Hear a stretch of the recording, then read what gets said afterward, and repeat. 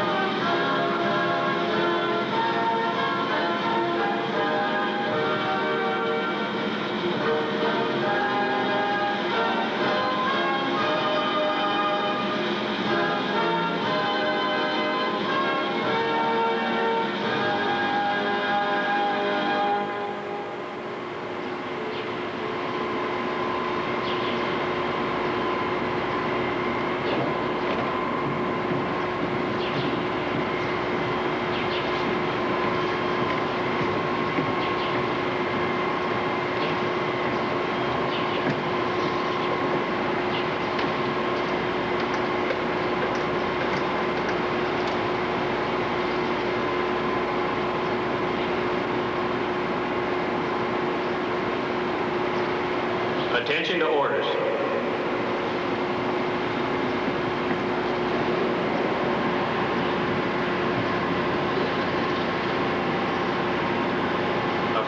10 July 1992, the 67th Missile Squadron, Ellsworth Air Force Base, South Dakota, is inactivated by authority of Air Force Regulation 26-2, authorized by General John M. Lowe, Commander, Air Combat Command. Ladies and gentlemen, at this time, the 67th Missile Squadron colors will be ceremoniously furled by Lieutenant Colonel James L. Robinson and presented to Colonel Forrest A. Burkhardt, 44th Missile Wing Commander, signifying the inactivation of the 67th Missile Squadron.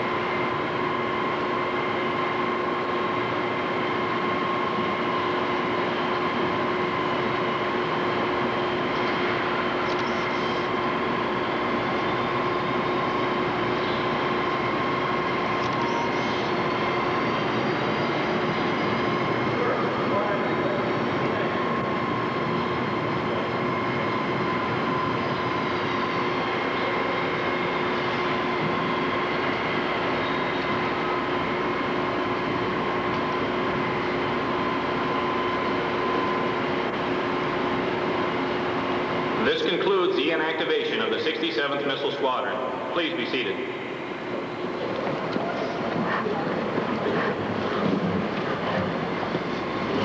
Ladies and gentlemen, Colonel Burkhardt.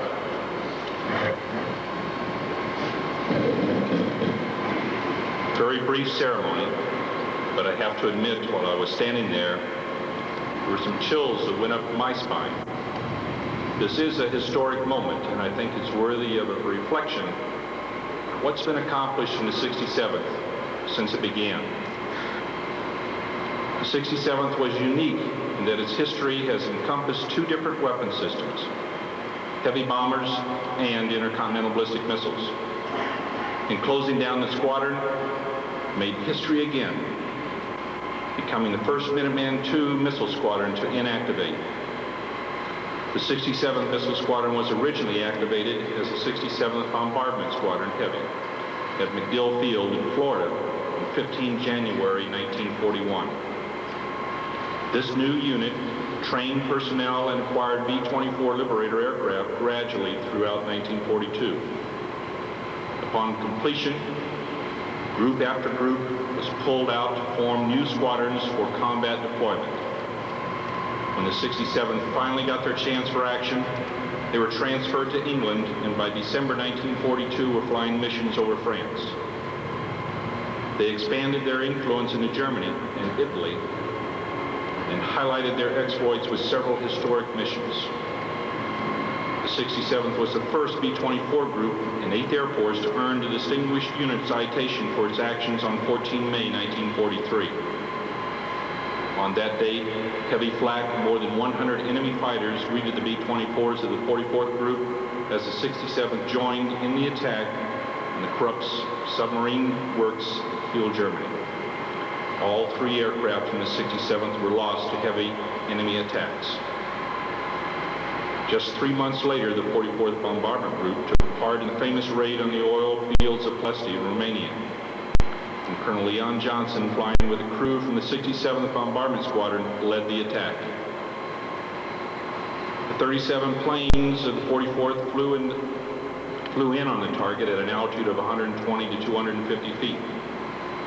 11 B-24s were destroyed, and 11 enemy fighters were shot down. About 42% of the total refining capacity and 40% of the cracking capacity at Plesty were inoperative for several months. The 67th Bombardment Squadron and the 44th Bombardment Group received the Distinguished Unit Citation, and Colonel Leon Johnson received the Congressional Medal of Honor for their actions on that date. 6 June 1944, D-Day. The 67th bombarded the beaches of Normandy, just ahead of the ground forces. After the beachhead was secured, the squadron alternated between strategic bombing and support of ground forces for the remainder of 1944 and 1945. During one unusual mission, they bombed the German General Staff headquarters. The 67th returned home to America on 15 June 1945. For the next few years, the 67th Bombardment Squadron went through a series of inactivations and activations, with its closest contact with an enemy being B-29 crews it trained for combat during the Korean War. On 1 April 1960, the 67th was inactivated for the last time as a flying unit. On February 26, 1962, the unit was redesignated the 67th Strategic Missile Squadron and activated on 8 August 1962 here at Ellsworth. The emplacement of the Minuteman I weapon system for the 67th started with the India Missile Complex during May of 1963. General Jameson, the 20th Air Force commander, may remember some of those activities, seeing as he was here pulling alerts in the 66. Was turned over to the Strategic Air Command during July of 1963. From 1971 through 1973, the weapon system underwent force modernization and was upgraded to Minuteman IIs. Since October of 1991, the squadron has removed all but 17 of its 50 missiles and has deactivated 3 of their 5 launch control facilities. The squadron's remaining personnel and assets were transferred to other units in the 44th.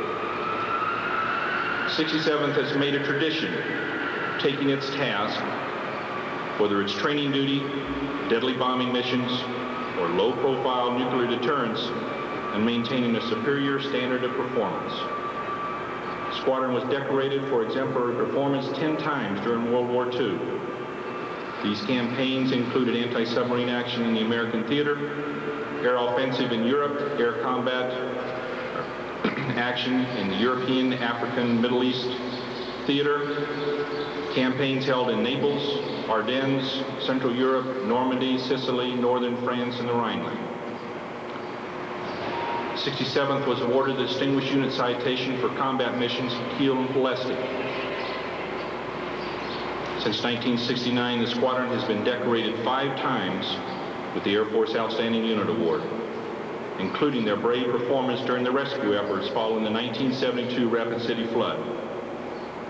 In each instance, the threat failed to take hold because of the diligence, training, pride, and determination of the 67th personnel.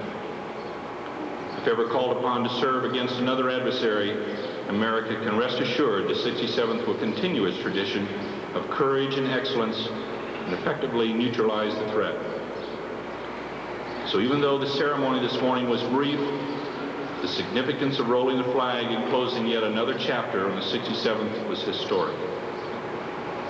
Once again, members of the 67th can say to one another, mission complete, we've done our job, and our nation can be proud of the accomplishments of the 67th, past and present. To the men and women of the 67th, I salute you for a job well done. Thank you.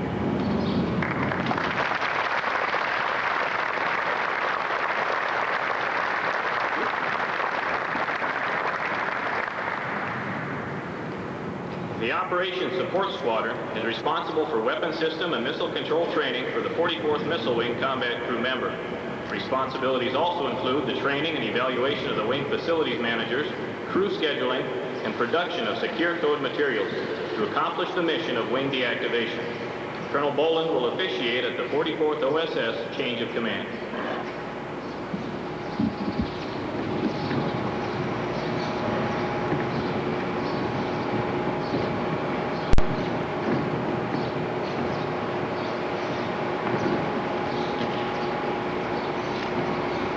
Attention to orders. Lieutenant Colonel James L. Robinson assumes command of the 44th Operations Support Squadron. Vice Lieutenant Colonel Michael C. McMullen, effective 10 July 1992, by authority of Air Force Regulation 35-54, authorized by Colonel Forrest A. Burkhart, Commander, 44th Missile Wing.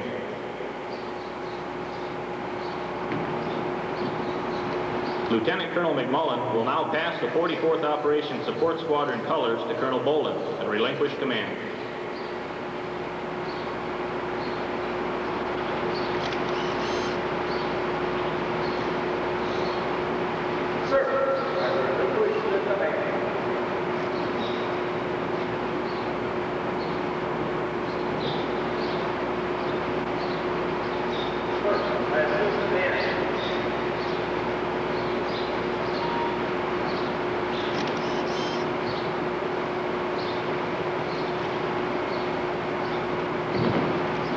Lieutenant Colonel Robinson has now assumed command of the squadron.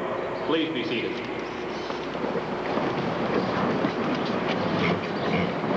Ladies and gentlemen, Colonel Bolin.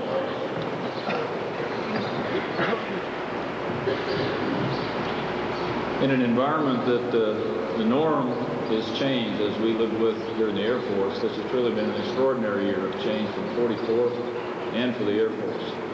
Just 10 months ago, Mike McMullen and Jim Robinson stood up in this stage and started the ball rolling for the historical events that we've witnessed in the last 10 months to a year.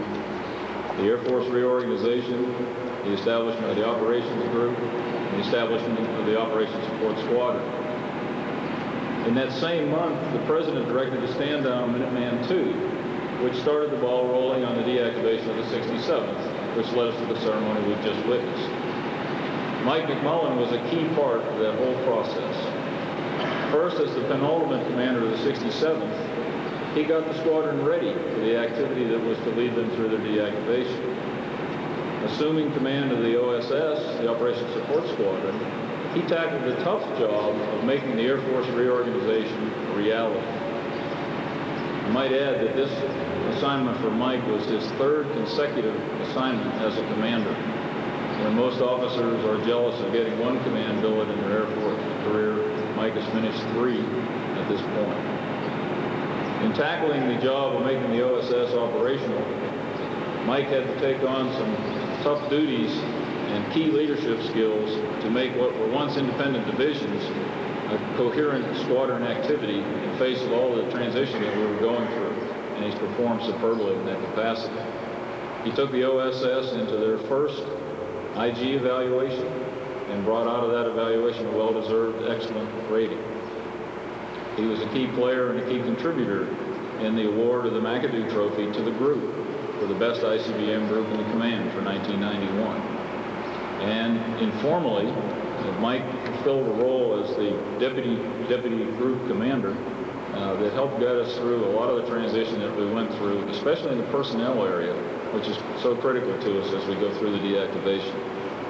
Mike is now off to Air War College for somewhat of a well-deserved rest and recuperation, retraining, refitting, and then on to a career that I'm sure is going to be full of more challenges that I know he'll meet head-on.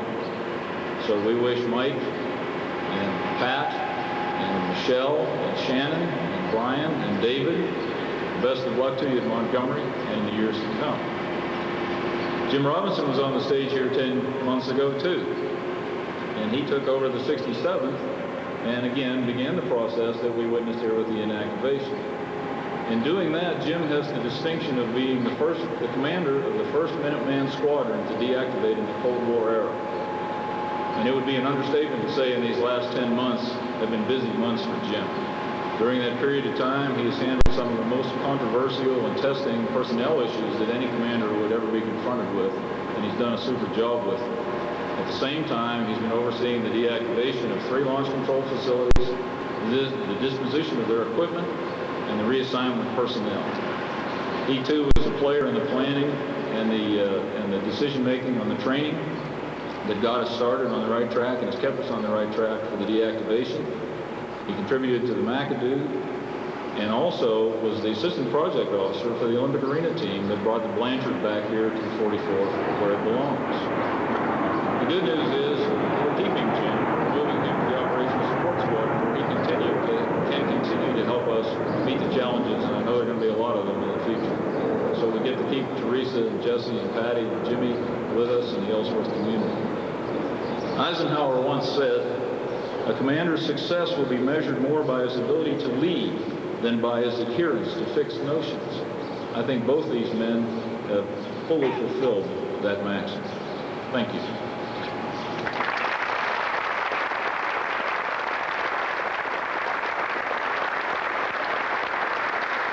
Ladies and gentlemen, please stand for the retiring of the colors and the departure of Lieutenant General Jameson and the ceremonial party.